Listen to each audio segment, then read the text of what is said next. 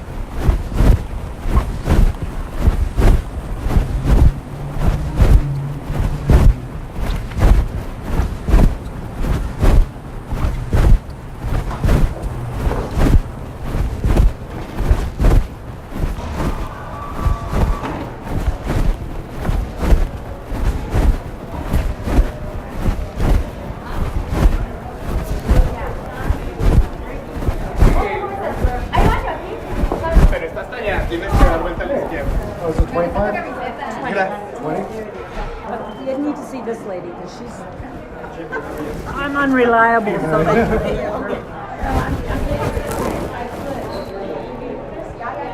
Mark. Yes, ma'am. Avery. Yes, ma'am. There you go. That's fine. Thank you, ma'am. Yes, you can. Oh, the orange shirt, yeah. Yep. Orange Crush. Is that the chant? Huh? That was ya. That's our giddy up before we go to these.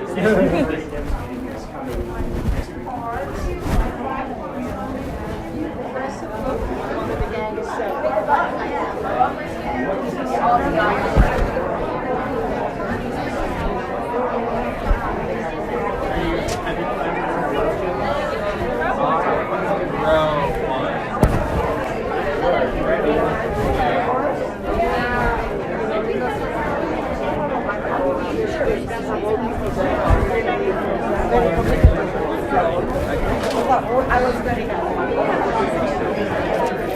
I know. Yeah, she's a big supporter.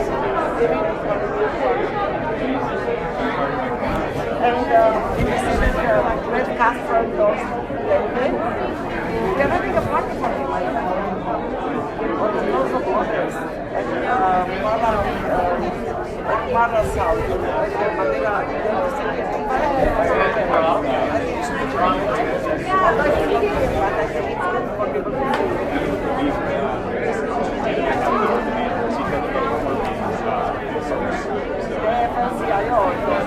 I know.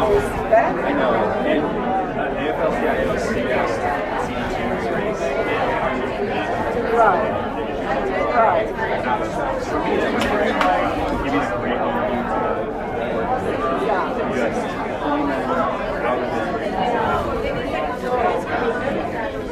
Oh, that was very cool.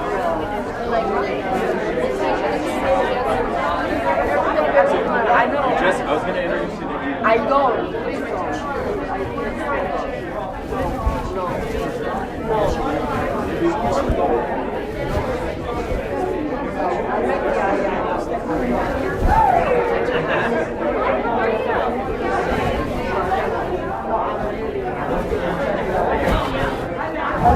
Hi, I'm James. Oh, James, nice to see you. Can I, good to meet you. Can I ask you something off the record? Yeah, you can. I'm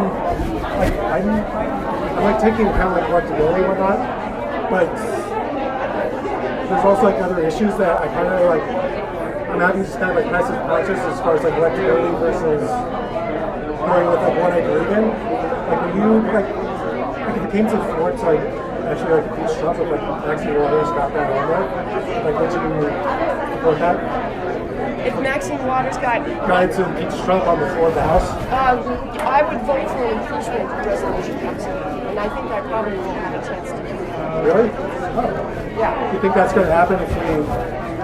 Yeah. I'm just kind of scared, like more like moderate. No. Like a moderate Dems might do. I don't think so. You don't think so? I don't think so. Not with the destruction that this president is doing to our country. Yeah. You know? Yeah. I mean, I just worry that there won't be so much fortitude in some of the other Democrats and like worry about re-election stuff. I mean, Charles Schumer's like telling people to just screw it and go for it. I saw that. What kind of leadership is that? Yeah. Well, no, he actually said that to not worry about your re-elections and just no, who was that? That was someone. That was. I remember who said that. Somebody said, "Don't worry about your elections, just go for the jugular." Right. Yeah. I'm just kind of worried that there are like a lot of Dems, especially in the Midwest, who won't do that. So. I think they will. What about like? And especially if Mueller uncovers a crime, which I think there is a crime there. He just hasn't. He's doing, he's doing his secret investigation, which he should do. But it'll come out at some point. So what do you do here in Tucson? Technology. I'm a software developer. Oh, okay. So a lot of computer stuff. If I actually go to U of A, as you can tell. Oh, yeah. I'm kind of like old, but kind of like back to school to kind of like retrain and retool. So. Oh, nice. Because our liberal arts degrees isn't too hot right now. Right. That's true. Well, I'm a Wildcat too, so. Oh yeah, really awesome. Yeah, and my two sons went to U of A, and their wife. Oh, yeah, my whole family's. If I went to AZ, they would kill me. Well, in my family, it was just the opposite. So my dad came from a really big family. He and all his brothers went to ASU. Yeah. All my cousins went to, older cousins went. So when I decided to come to U of A, I told them, I said, well, you can go to that other school, you just can't come home. Yeah. The rivalry was intense. I went to school with like a lot of. I go to school with a lot of like dreamers. Like I actually think the class are kind of like harsh about it. It's like I don't know what's going to happen with that. Yeah, I'm back. Do you need any more? Nope. Okay. I think I'm good. Are you saying? Please, so we can get started. Yeah, thank you. How would you go on ice? Would you? I'm not doing that. I respect that. I could. Yeah, that's probably not going to happen. I don't think. It's so long.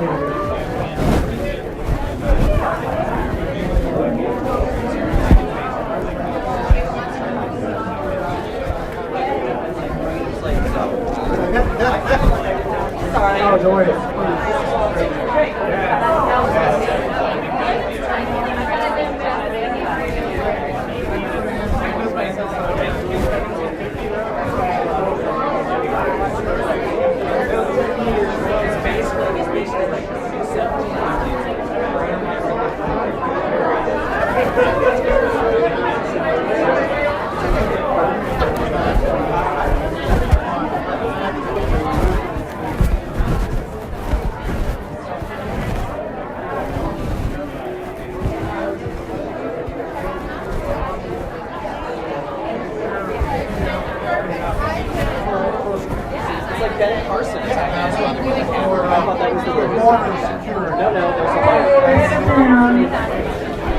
If you sit down and be quiet, I promise not to sing.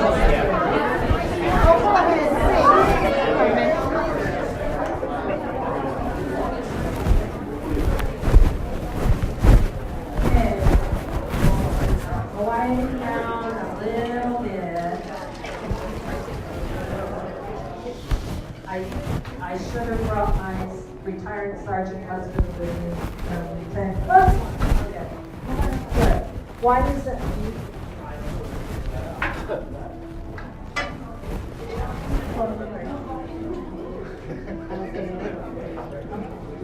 didn't know what they mean by that. Okay, so all our candidates are present, I think. Are we all here?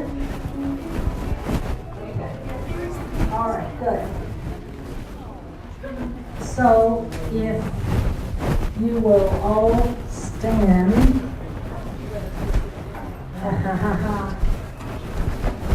Okay, Fitch, would you say the Pledge of Allegiance for us, please?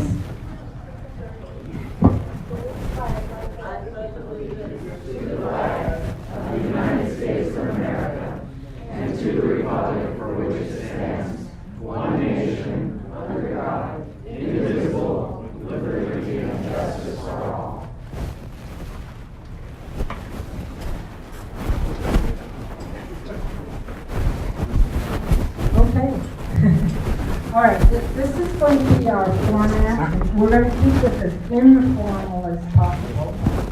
We're going to have each of the candidates make a 2-minute introductory speech, after which we will open the floor up for questions. You do not ask the questions directly. You have to go through me. And what you do is you write on those little half sheets that are in the center of your table there. Adam's being Vanna White today. Okay, so, and then what we're going to do is we're going to ask the questions of the folks up here, all the candidates, but we don't want everyone to answer every question because we would be here for a very long time. So what we're going to do is Adam and Chesney are going to go through the questions, and they're going to choose probably 3 candidates to answer each question, but they will make sure that those questions through the evening are equitably distributed. Sorry, English is my second language. So, Have them put their hands up and down. what? Chesney is also the timer. She's a very powerful person. So, you get 2 minutes to make an introductory speech. If you are chosen to answer one of the questions, you have 1.5 minutes to answer the question. When your time is up, Chesney is going to wave wildly with piece of paper. And just so that we are fair to everybody, I would appreciate your abiding by the time. And this is good for you to be able to think quickly and condense what you're talking about and all that stuff. Okay, so what I'm going to do is I'm going to start at this other end. And I'm going to give Doc the microphone. Great. Well, it's really great to be here, everyone. Thank you so much. Matt Hines. I'm running for Congress in the second congressional district. Stand. Oh, sorry. Sure, no problem. Okay. Is this a little better? Yes. All right. Hi, everyone. So thank you all for being here. I know you have a lot of other things that you could be doing, and of course we had a little bit of weather, which is fantastic, frankly. Look, I think this is our 8th or 9th forum, and it's really great to still see that we are drawing a crowd, and a big one. So this is a very important decision, and I look forward to this discussion. Some of you probably know because it's in my logo, I'm a physician. I work at the Tucson Medical Center, and I've been here now for over 15 years. I was in our state legislature for 4 of those years, and then after that, I was appointed by President Obama to help with the implementation of the Affordable Care Act, and which was an amazing experience of a lifetime. And I spent some time in Washington, D.C., bouncing back and forth. I kept practicing at Tucson Medical Center, doing night shifts, if you can believe that. My partners love that, because they do not like doing night shifts. Even while I was working in D.C. on behalf of the President and the Secretary of Health and Human Services, I spent a lot of time coming back here and treating patients and just making sure that I always had, well, that I was being a doctor, can't just stop doing that, but also that I was always maintaining a close connection with Southern Arizona, because this is where I moved to after my medical training from Michigan. It is where I chose to make my home, and it's the home that I love. So I can think of no greater honor than to be your representative in the United States Congress. It's something that is an extraordinarily, it's just an incredible opportunity that we have here in Southern Arizona to get this district, which is not Martha McSally's, this is Gandhi Giffords, right? And more than that, it's, Tell me, Chesney, what does that mean? It means your time is up. Oh, okay, so I will stop talking. Thank you. I don't want to get the white paper from Chesney, so I see those eyes, I'm like, oh my God. Good afternoon. How are we? There's a mixed bag in this room right now. My name is Billy Kovacs. Like Matt said, we have done this a few times. We're pretty seasoned vets up here. I've been running for the last 15 months to represent this district. And not only that, I've been in this district for 16 years doing the work behind the scenes. The things that people actually ask us to do and represent them in. I was a small business owner, most recently with Prep and Pastry.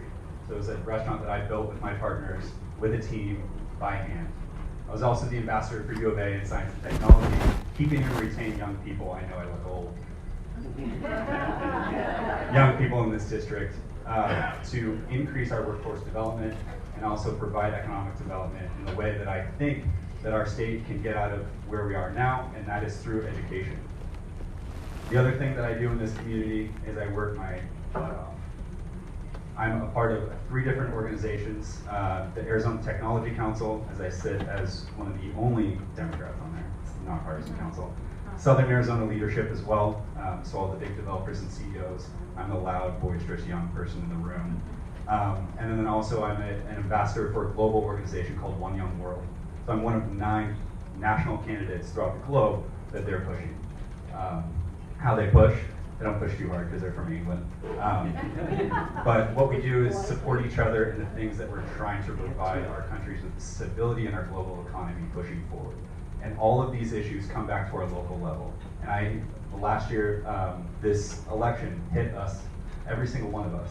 But it hit a lot of us before that as well. This room didn't just come here in 2016. We were here for a decade before. And that's where we'll be is a decade after. Because this fight is generational, and I'm going to be here as long as it takes to get it done. Thank you.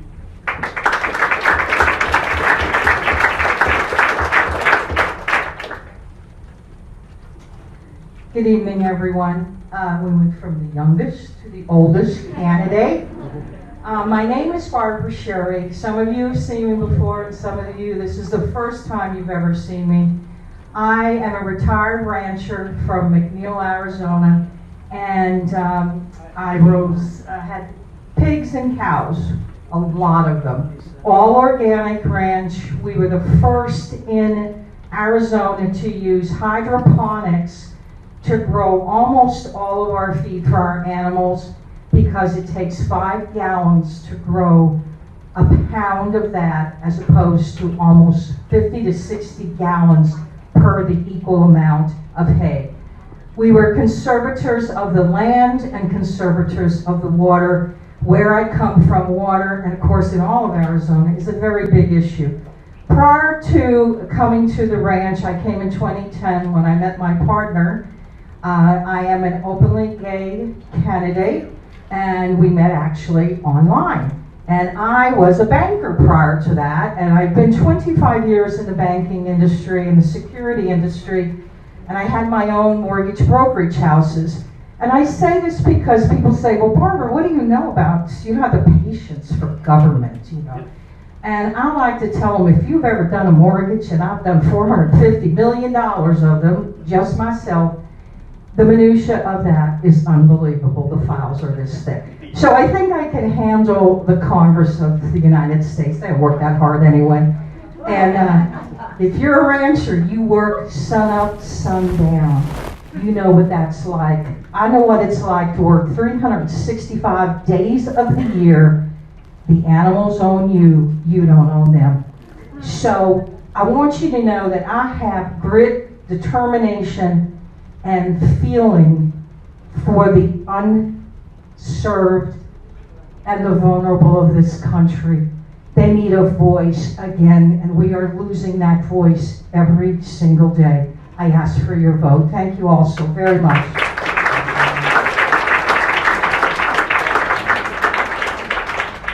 Thank you, Democrats. I'm Bruce Wheeler, former state legislator, city council member. I felt compelled to re-enter public office in this race because it's so critical, and these are transformative, dangerous, challenging times. And yes, I'm going to emphasize dangerous. Every day we seem to have policies that change and get worse and undo progress that we've made in the past with, for instance, President Obama's administration. But we Democrats need to stand up and declare ourselves clearly for what it is we believe. I think the Democratic Party has lost sights in many cases on that emphasis. So let me be the first to say bold ideas, bold positions. I believe in Medicare for all. It is time, way past time, since President Truman first brought the issue up in 1948. In the legislature on the floor of the House, I spoke about the need for Medicare for all. As progressive and as good a step in the right direction that the ACA was, still today we have 27 million Americans with no health insurance. The one thing that I am proud of in the legislature, the last legislative session I served in, a lot of challenges. We had Jan Brewer as governor, replaced by Doug Ducey, and we opposed her. We opposed Governor Jan Brewer every time that she tried to statutorily allow discrimination against our LGBTQ family. We stood up against her on that. Public education, her support for vouchers. Public education is such a critical issue. But when she left the door open to expand Medicaid expansion, as the Arizona House Democratic Whip, I and my caucus took that opportunity and not only knew when to oppose her, knew when to work with her, and as a consequence, we passed Medicaid expansion, expanding the rolls by 350,000 Arizonans.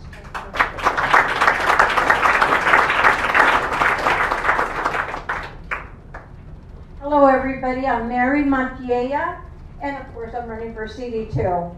Why am I running? Why am I running? Because we have a president that has called us rapists and criminals, a president who implemented a Muslim travel ban. We have a president who just disrespects us. And you could almost say, and some of us would say, that he's a racist. He's a sexist. He's putting us down in every single way. And you know what? I've lived a long life, and I have fought that my whole life. I was raised here in Tucson. I went to Pueblo High School. I went to the University of Arizona. I married a military man. My first job was at David Swanson. Because of the journey that I've taken, I had to get a lot of education and I had to get a lot of experience in order to overcome racism and sexism. So I know what that's like, and I don't want it for anybody. And our future generations shouldn't have to put up with it. And with this administration, they will. They will, and I am going to stand in the way. Now, my experience, why can I do this job for you? I've done very complex jobs. As a CFO of the Forest Service, I was in charge of $4 billion, 200 million acres of land. As the assistant CFO of Housing and Urban Development, I was accountable for $40 billion. An organization that puts the roof over the poor in our whole country. As the CFO of the Army, I was in charge of $240 billion that took care of 1 million soldiers worldwide as well as their families. I know complexity, I know government, I can start working from day one, and I will work to protect our future generations from this disgusting racism, sexism, and putting down of who we are and our civil rights. Thank you.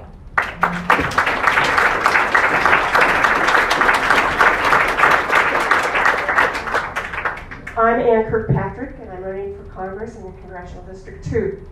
I voted for the Affordable Care Act and against every effort to repeal it.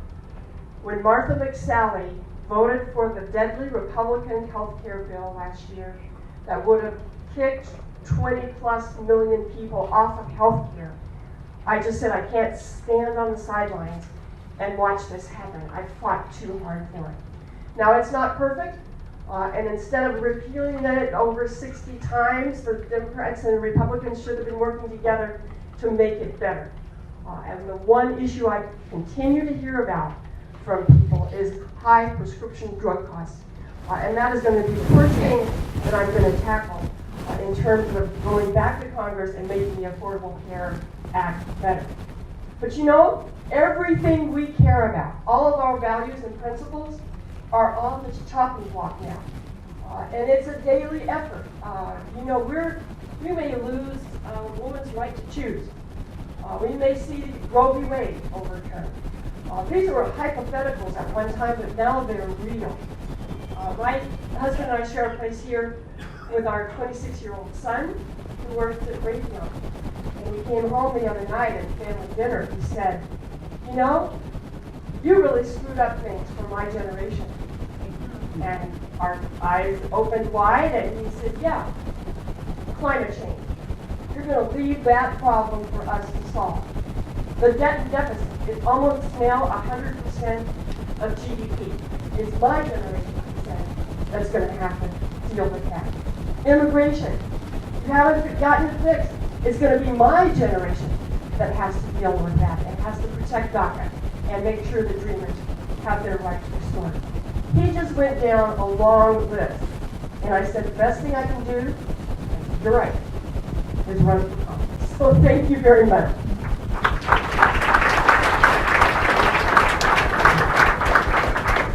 All right, Carmen, thank you. Thank you, Nucleus Club. My name is Yahya Yüksel. This might be the first time you've ever met me. But I've been in politics since I was 14, when I started TeamDemocrats.org. And I used to work with the Pima County Democratic Party a lot. And then I worked for Gabby Giffords, ran Karen Ulick's vice mayor re-election. I was the co-chair. Then I chaired the Human Relations Commission, Tucson, promoting diversity. But then I said, you know what, let's slow down a little, let's get an education. I went to business school here, law school here, and I did a year in China, got a master's out there. The best university, spent 3 years out there learning that government, that economy. I have a lot to offer you folks, a lot. But it doesn't just go with promises, and all my solutions, they're new, they're innovative for the economy. I haven't seen a stronger policy for the economy than mine. I haven't seen a stronger policy for campaign finance. When Ann talks about a new generation, it's going to be my generation responsible. Let me take charge. Let me get this done for us. I've had a record of making a difference, and I don't stop now. If any of you like the bowl, we're having a fundraiser for Youth on Their Own on Sunday. Our campaign's about making a difference now, right now, in this very city, in this very district.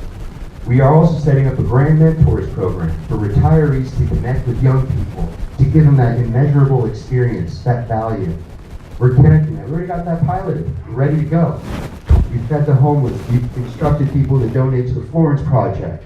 We've put together some competitions. Why can't every candidate be judged on the improvements they make on the campaign trail? So much money in politics, so much time. Let's make improvements and be judged on that. And my campaign finance solution, it will solve a lot. And I hope you all give me a time to check that. But just right now, we did the pledge. Liberty and justice for all. We all say that every day, don't we? Let's get it done. Thank you.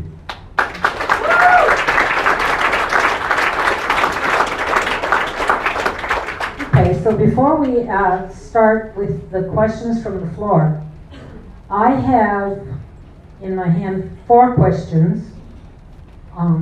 Starting to sound like McCarthy. I have this paper in my hand.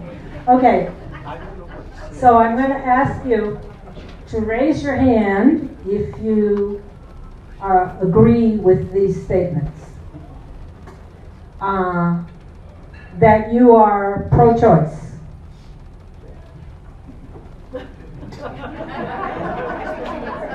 That you will use only union printed materials in your campaign. Now this one gets a little trickier. That you support the Abolish ICE movement. Okay. It's hard to abolish ICE Tucson in the summer, but okay. Okay. And we'll work to pass a Clean Dream Act. Okay. All right, good. Yeah. So we're dividing these up, we're gonna keep going. I think I've been as fair as possible, we'll start here.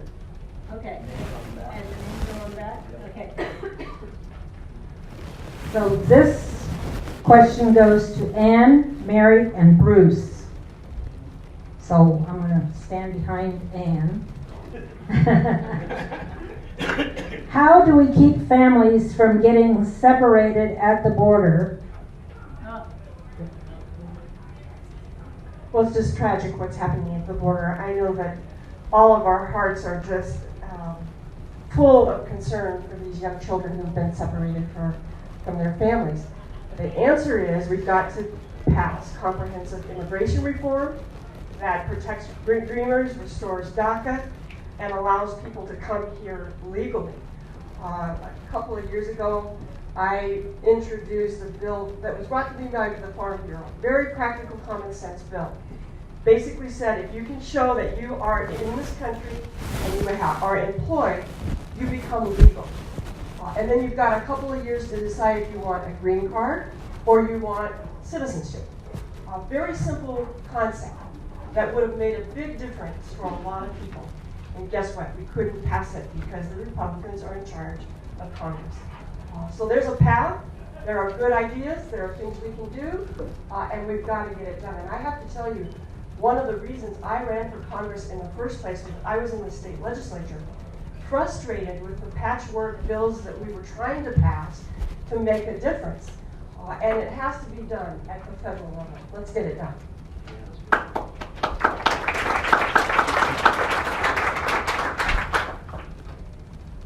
Are the answers for 2 minutes?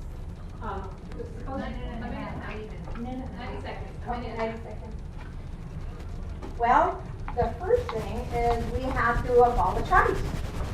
Because bottom line is they are acting in a cruel and inhumane way. And I've been part of government my whole life. 34 years of government. When an organization doesn't do what they're supposed to do, you get rid of them. This happens government-wide. There's nothing new about that. There's nothing new. When an organization isn't working, you get rid of them. You change them. You change the culture. You tell them that culture is not acceptable, and you know what? You're fired. As the president likes to say. So anyway, ICE is fired. They have not done a good job. They haven't done it right. They are cruel, and they are not who we want them to be. Now, we do need comprehensive immigration reform. A compassionate one. One that does not take children away from its mothers and fathers. There was no need for that. No need at all. Like there's no need to have an organization that believes that that is the thing to do. That is wrong. So we have to look at the Department of Homeland Security, what the mission is, and make sure that what it does in a respectful and compassionate way. And they are accountable to us. And so we get to tell them what they do and when they do it and how they do it. That's the way government works. That's the way federal government works for us.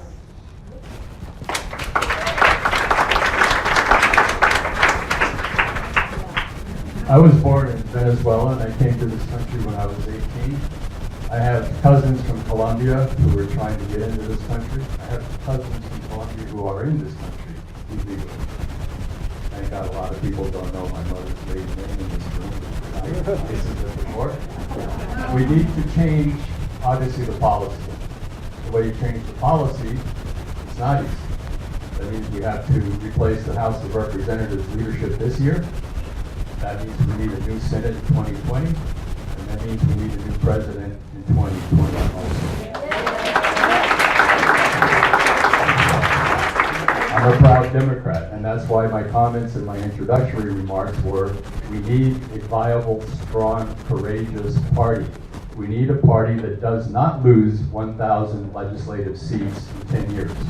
We need you to run for city councils, for legislatures, for all local positions, so that we can take the House and the Senate and the presidency and change immigration policy to be a humane policy.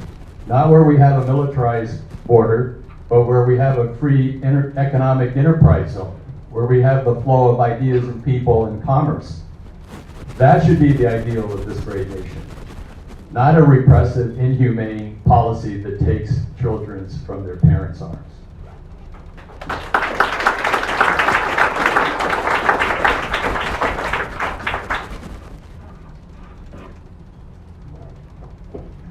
Okay, this question will be for Barbara, Billy, and Yaya. Barbara, we'll start with you. What do you think Democrats need to do differently to win seats in 2018? Well, I'm the epitome of the difference. I'm not a politician. I never wanted to be a politician. I think I only ever ran for the French Club, and I think I lost. But, you know, when our president stood up and said all those fine people in Charlottesville, I woke up the next morning and I said, that's it. I went to the FEC website, and it was absolutely incredibly easy to become a candidate. I wasn't welcome, and I'll tell you that honestly. I was not.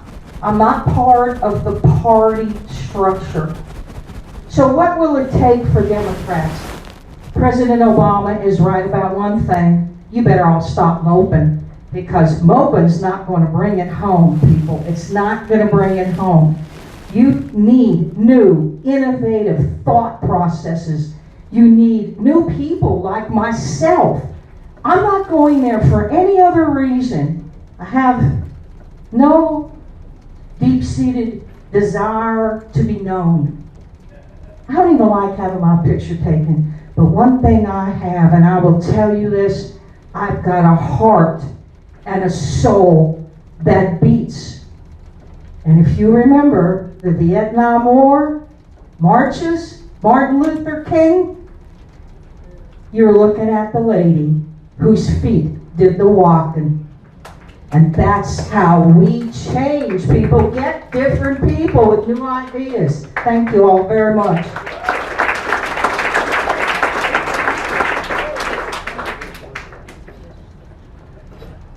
I love this question. It's like, oh, okay. Sorry, I'm really tall, so I didn't want to hit the ceiling. I'm just joking. There's a few things that, new ideas are great. And, part of my campaign slogan is new generation, new ideas, new visions. We also have to understand that the one thing that Democrats don't do is we don't get out to vote. Right? How did Republicans win? One thing, getting out to vote. After primaries, we divide. They count on us to divide. They send us information on each other. They push us into fighting this small juvenile battle against each other where we agree on 80% of the things that we all love and care about. And then we sit at home and say, well, I'm not voting for that person. They don't live on my street. They have the same hair color. I don't like them. The smallest petty differences that we could reform from the inside once we get those seats, but instead we choose to have a purity test. And we all need to check ourselves in that structure. I've been saying this a lot. So that's number one, is actually getting Democrats out to vote. If any single one of these beats me in the primary, I think I'm gonna win, but no. If any of these candidates beats me in the primary, day one, they're getting a hug and my full support from my campaign in every single waking moment to beat the Republicans in November. The last thing is focusing on two populations, the Latino population in our communities and the young populations, the two most likely not to come out in primary and general elections. We need to make sure that we galvanize that support and that we are there. And we do that by standing for things as Democrats, bringing them into the fold and listening to their new ideas. Thank you.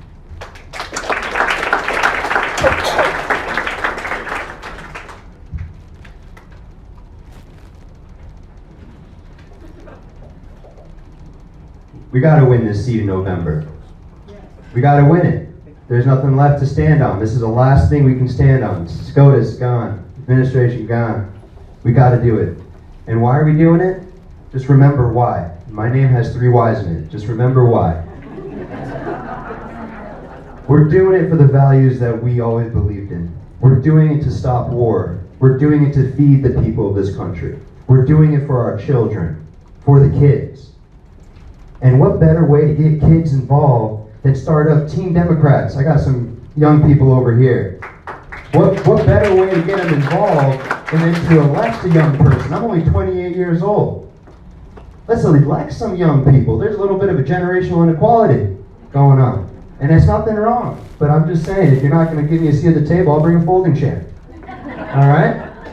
So, we got to fix problems with innovative solutions. That's what Democrats have been lacking. We got to, okay, family separation, bring them all together in one place, have them all meet up. Done. We want to address the reason why they're coming all here. We got to address the economic policies happening over there and suppression of civil rights in those countries. Until you get that done, you're going to have to keep people keep coming. I get passionate about this, and it's not like we don't know what to do. We're so reactive and not proactive. We have an identity crisis. We got to figure it out with new leadership. All right? Thank you.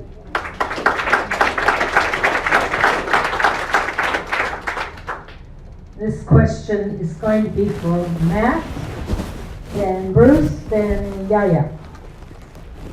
What is your position on climate change and CO2 drawdown? Climate change. So 97, or maybe it's 99% now of climate scientists and general scientists agree that it's happening, and yet one of the 2 major political parties in this country pretends it's not.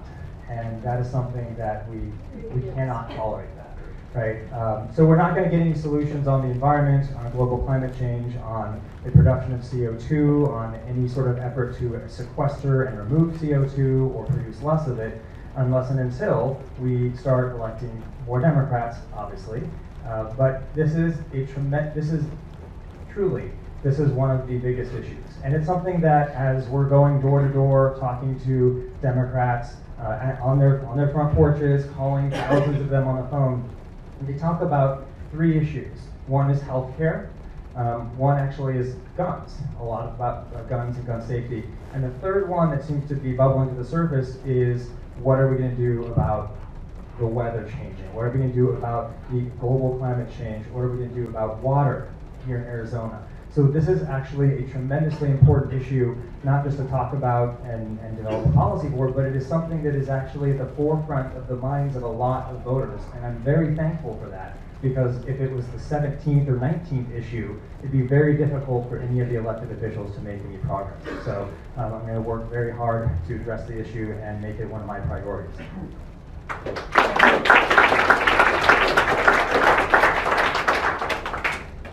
I address this every time I get a chance because it's an existential issue. That's how serious it is. This has a ticking time element to it. Every year that we wait and don't act is a year that we pass this problem on to other generations. What's at risk are those other generations and the planet that we live on. That's how serious it is to combat carbon-generated, human-generated pollution that is warming the planet. You know, I'm reminded of the visions that we can have in literature, in art, and in creativity. And Henry David Thoreau in Walden talked about we can have a world where we preserve the earth as a canvas of our creativity, where we listen and read Kurt Vonnegut's Requiem, where he starts out, when the last living thing has died on account of us, and ends with something to the effect of, they just didn't like it here. Those are our choices. And by Donald Trump pulling out of the Paris Climate Accord, this has created a serious problem. But the glimmer of hope and the reason we need to take the Senate in 2020 and the presidency that year is because we do have 4 years in that interval to rejoin the Paris Climate Accords. I think that is critical for us to do. And then we have to not only rejoin the Paris Climate Accords, we have to strengthen it, and we have to follow and abide by stronger guidelines.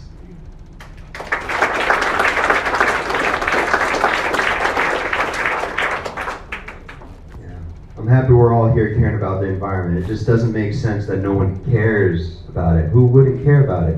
When I was in Beijing, I couldn't see 20 feet in front of me because that pollution, that smoldering metallic taste in your mouth. Couldn't even play basketball in the streets. Don't tell me that we don't impact the environment. Don't tell me that we can't turn it into a positive. John Kerry, he said that renewable energy is going to be the biggest industry in the world. Let's get it done. More lumens per capita than everywhere else. We have a lot of land down here, a lot of sunshine. Let's put those two together. Let's do it. And don't let anyone stop us. Campaign finance, we got to break it. We got to break it because these oil industries, these public utilities, they're against us on this. They don't want to see change. Let's get it done. We got to have public transportation. You're telling me China's better at this than us? Their whole country's connected by high-speed rail. We can't even get it going once. Come on now. Let's get it done. There's solutions out there. We just got to be bold about it. All right? And I honestly don't know what we can tell these people except campaign finance to read the oil companies. We got to put solar energy down here, public transportation, high-speed rail, and really make it an industry that people want to come to because it's the future. Let's not end this ticking time bomb in a bad way. It's record heat coming this year. Record heat across the world. Let's do it. Thank you.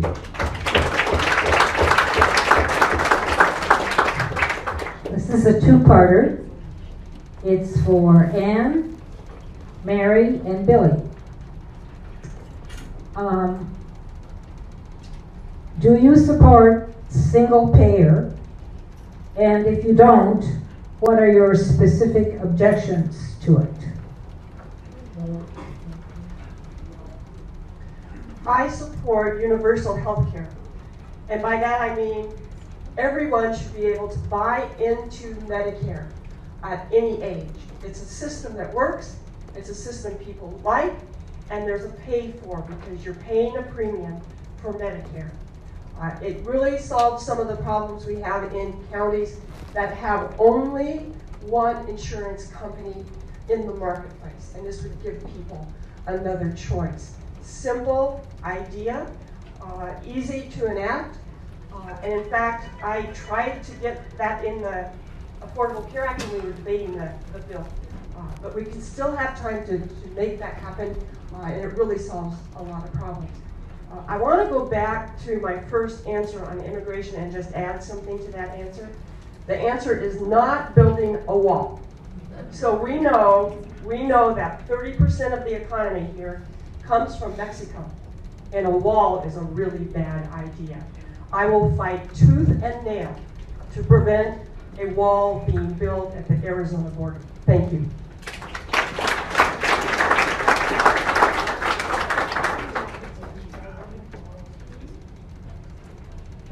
Yes, I do support single payer.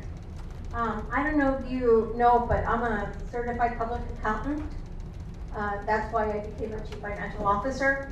So I'm used to looking at things from a very analytical, cost benefit, how much does it cost kind of perspective. And you always look at things in terms of how you can reduce the cost in government.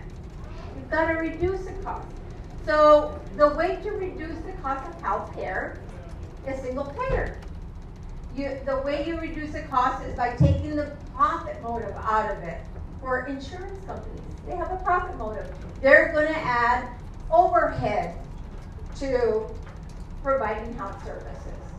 We can get rid of that overhead. We can get rid of that profit motive. And we have to focus on the service motive. On what government does. It provides service for folks. And that's what we need to achieve. Now, single payer is already a model that's out there. You have Medicare as a single payer. You have TRICARE that's a single payer. You have Medicaid out there. You have Champus out there. Actually, 40% of health services provided already are provided through some sort of government funding. And then you also have another 50% through private business, and you have about 10% that aren't under healthcare at all. But in order for it to be cost beneficial, reduce costs, single payer is the way to go.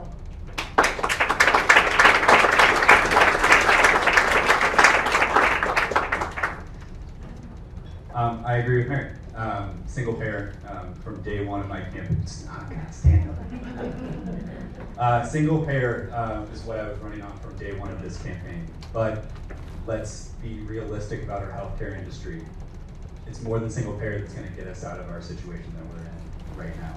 So within that question, like every other form of government and every other policy that we're talking about tonight, there's more inputs in this system that we can talk about one issue.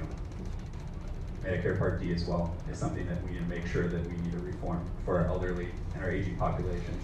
We need to look at the VA. We need to make sure that we decriminalize medical marijuana in this country to make sure that we focus on nonviolent drug offenders to get out of our private systems, and then also support people that want the pathway out of the opioids that have been killing our citizens for decades. Those are the things that we need to focus on. And so it's not just Medicare for all, it's not just universal health care. We need to focus on the people that are being left behind today, yesterday, and until we can actually change the House and the Senate and the President. So those things are the things that I want to work on. How we do it, we already have the money. Guess what we don't do? We don't give large tax breaks to private corporations. I believe if we take a lot of the tax breaks that we give to, there's a dog in here. I'm kidding, I put you on the spot, I love you. Calling out one of your supporters, not good. One of the things that we need to start doing is readdressing the tax loopholes that we give private corporations overseas. We need to bring that money back into our economies and then start paying for some of our domestic agenda and policy items. That's what we need to do.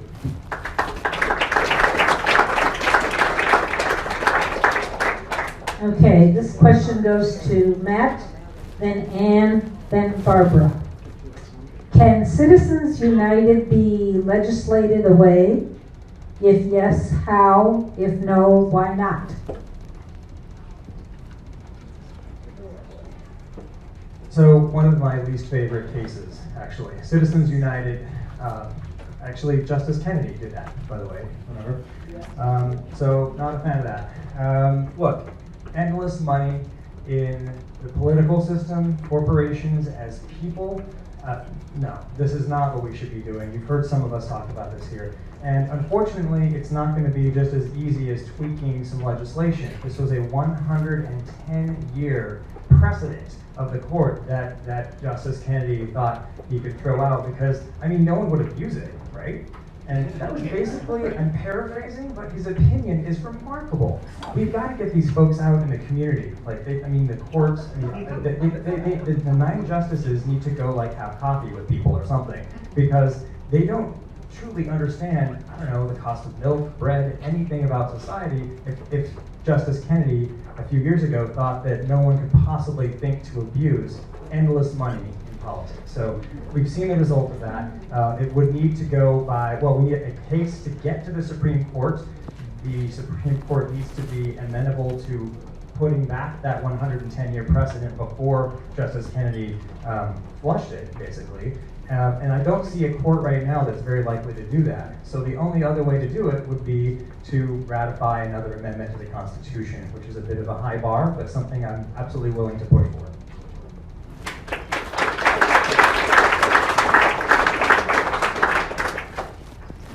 Well, Kennedy flushed it. Kavanaugh is the plunger. So, okay, yeah, we're going to get that going, aren't we? Yeah, sure. Along with a few other rights, including my own, that are going to go away. We're not headed to a good place, people. We are not headed to a good place. It's very dark. Fought my whole life from college for reforming things that were meant to help people. And we are about to fall off the precipice. And I don't know if my legs can do any more marching down that road. But I will take, and thank you, by the way, Ralph Nader, great lawsuit. I don't know. I mean, Matt is right. He's absolutely right. It's going to take an amendment to the Constitution because I don't know why a corporation would think that what I want is what they should give. How does that mean the person who sits next to me in a cubicle, they think like I think? And you should take the money that we all work for in that corporation, and somebody in the board of directors should then say, oh, I think I'll give it to XYZ. I'll give it to McSally because she takes anything from anybody. Oh, I just got the flag. Okay, folks, well, I'll end on that. Thank you all.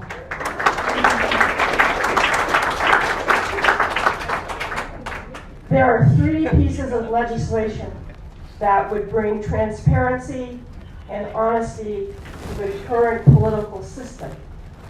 There's no doubt that secret money has corrupted our election system. We know that the Russians meddled in our election in 2016, and they'll do it again. The 3 pieces of legislation are first, the Disclose Act, which we passed my first term in Congress. Overwhelmingly, we had the majority. I didn't get through the Senate, and it's too bad because it would require everybody to disclose where their money is coming from.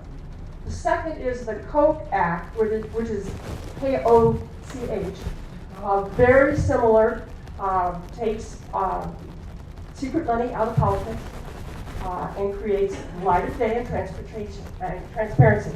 The third is a bill that I worked on with John Sarbanes from Maryland that's sort of centered around our clean election law here in Arizona.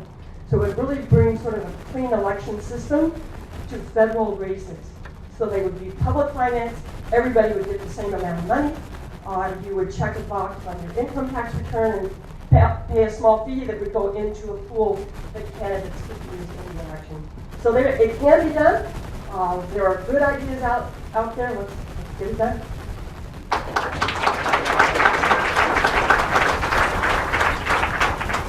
Okay, we're going to have Mary, Yaya, and Matt answer this one. What is your position on our military engagements in the Middle East?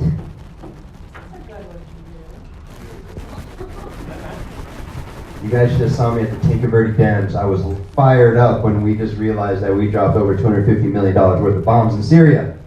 For what? You know, we drop on average 121 bombs a day in the Middle East? Come on. 21 trillion unaccounted dollars. I mean, you probably know about that in the Pentagon, but 21 trillion unaccounted dollars since 1995? What are we doing? 200 military bases around the world? Where's the peace? And now Trump just said, oh, double the amount of money you got to put into NATO for military spending. What are we doing, Cold War? If I was Donald Trump, I would have said 2% to the Peace Corps. Let's go. Let's do it the right way. Bombs don't make peace. I'm Kurdish, actually, by ethnicity. I'm Persian by ethnicity. I tell you, I'll be the bridge. I'll be the bridge for us to bring peace, to bring a voice to those people, to make sure that we can work together. All right? You see I'm clear about that. About the campaign finance, I have a 5-step solution. We don't even need to discuss the Citizens United. And while disclosing is my first step, it's very important, it doesn't change that their money still comes into politics. All right? The second step of my solution is about doubling the amount of signatures each candidate has to get themselves to make sure they're out there shaking hands. Third thing, public media. TV and radio has got to play a stronger role. We need a voucher system so only the constituents can put money, and a voting holiday on Voters' Day. Let's do it. Thank you.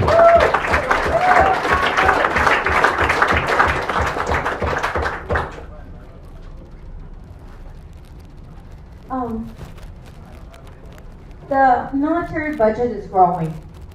It's because Trump wants it to grow. It's not necessary. In the 2019 budget, he ended up putting like $80 billion more into DOD. $80 billion could do so much more in the domestic side of the budget. It could help with after-school care. It could help with Pell Grants. It could help with more money spent on Medicaid. It could help in so many ways in terms of investing in people, in our future, making us healthy, educating us. You know, and yet he keeps putting money into DOD. I don't believe that DOD means that the mission has not grown. The mission has not grown. Well, do we need to get in the Middle East? I believe we need to get out of Afghanistan. We've been there long enough. We do need to get rid of out of Iraq. There's a very, very, very small force in Iraq, but there are some peacekeepers or trainers there. We need to get out of there as well. And we certainly are not in any country, to some extent, that prohibits us from being there. Okay? But we do need to get out of those countries. And we do need to make sure that the DOD budget comes down. Now, I do want to say, as far as the $21 trillion, DOD has not received anywhere close to $21 trillion. Where the heck that figure came from is craziness. And then to say it's unaccounted? Soldiers were paid, contractors were paid, civilians were paid, equipment was bought. That's where it went. But those figures are crazy. Anyway, talk to you later. If you would like to talk about DOD accounting, I would be happy to host you in my home.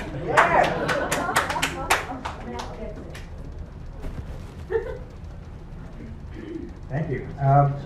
Yeah, I would agree. I think we need to draw down and get out of a lot of the places we are. We are not welcome, and it's a lot of folks that are putting their lives on the line. And whoever here wins the primary, I think they have a very strong chance of being the next congressperson for this district. And there's an Army post and Davis Mountain Air Force Base, which I represented when I was, for 4 years, I was in the legislature.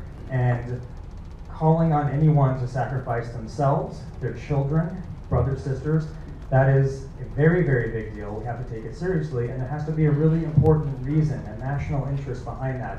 And I don't see that in Afghanistan, and I don't see that in Iraq. So, of course, we shouldn't have been there in the first place. That said, going to some of the budgetary priorities, a budget, whether it's the legislature, the city council, or the United States of America, is a statement of our values and priorities as a society. And so that needs to be education. That needs to be health care for everyone, so they can see a doctor without going bankrupt. And so we don't have to slash and burn the entire DOD budget, but you can redirect not all that much of it to send block grants to schools and maybe respond to the 75,000 Red for Ed marchers and the teachers in the streets and actually give them what they deserve for their classrooms and respect what they do for our children. So I think there's a lot we can do with some of those funds that aren't necessarily at the Department of Defense. Thank you.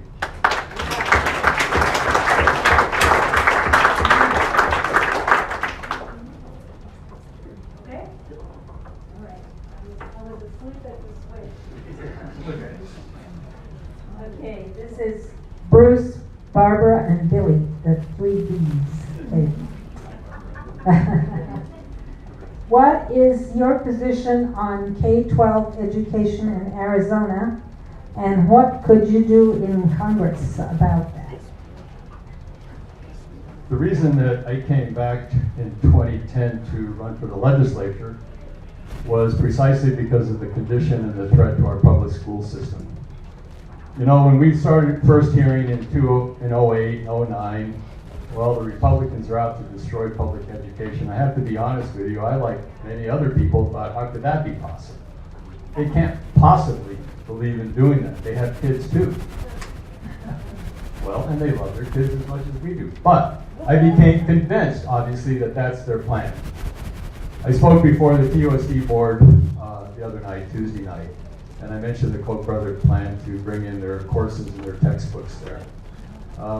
I urge you to listen on YouTube to a guy named William Boyce, B-O-Y-E-S, on YouTube. He is the recipient at ASU of the first $5 million given by the legislature to these so-called freedom schools that are nothing but ideological schools. And in there, the title of his speech is Getting Rid of Public Schools. And there's the blueprint. Check it out. YouTube, William Boyce. It's really critical. When we were in the legislature, we played that over and over and over again so people would understand the seriousness, the gravity of the situation. K through 12 ought to be free. Article 6 of the Arizona Constitution ought to be adhered to, making secondary and university educations as close to free as possible.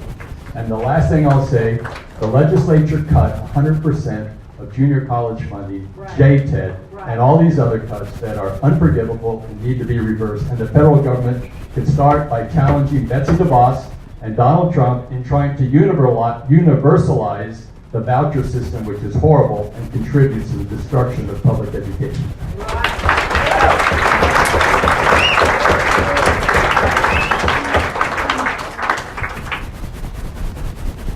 Well, first let me say this. I never had any children, and the children that I raised were other people's children, and we homeschooled. One's getting her PhD. I have to give her a little plug at Rice University. So there's homeschooling for you. But I would say this to you. We need to legalize marijuana in the state of Arizona. Please, people, like Colorado, with all the funds dedicated to our educational system.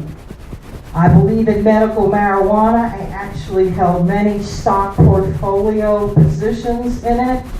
We cannot close our eyes to this. It needs to get done. There is a place for medical marijuana, and legalize marijuana because those funds could help our educational system. Let's face it, when you're 49, you only got one place to go, and that's up. Vouchers, I totally agree with Bruce. We need to do away from them. Vouchers are nothing but discriminatory to every single child in our school system. They should be outlawed 100%. Vouchers are taking money away from our public school system. The only thing vouchers are good for are putting children into schools, either religious or schools that fit the propaganda of the school that they are entering. So that's what I think we can do in Arizona to help here. Thank you.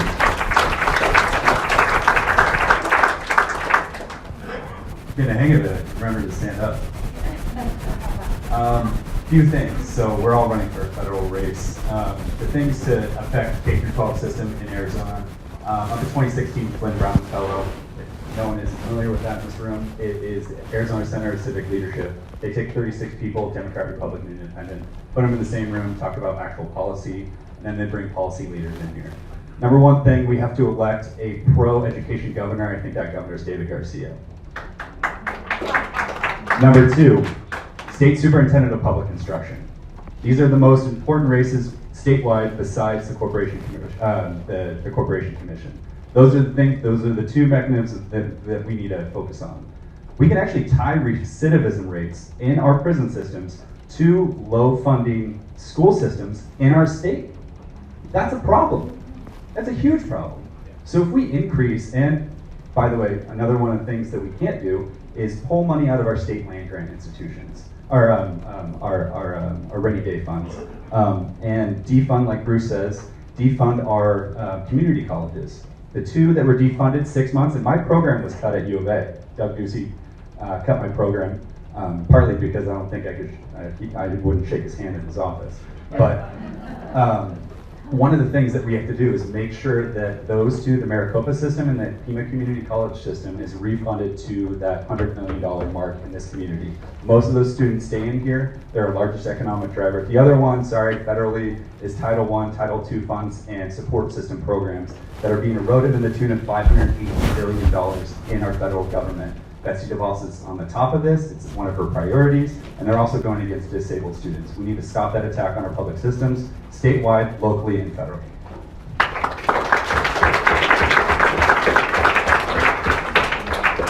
Okay, I wanted to thank Chesney for being the timekeeper.